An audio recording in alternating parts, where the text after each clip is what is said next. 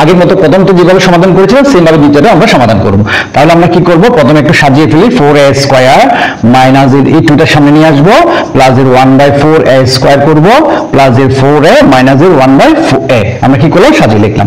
এবার আমরা আগের মতো এই জিনিসটি সূত্র লিখে ফেলবো। তাহলে আমরা না বলি 2a হোল স্কয়ার হবে, মাইনাস এর 2 হবে, 2a হবে, 1/2a হবে, প্লাস এর 1/2a হোল স্কয়ার হবে। নিশ্চয়ই বুঝেছেন, যেটা আগের অঙ্ক যদি বুঝে যাবে এটা খুব সহজেই হয়ে যাবে।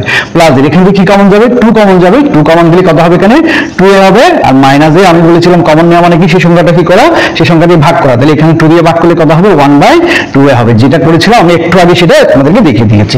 তাহলে এখন এই অংশটা সূত্র করলাম, কত হবে, a মাইনাস এ b হোল স্কয়ার, তারপর প্লাস এ 2 ইনটু 2a মাইনাস এর 1/2a।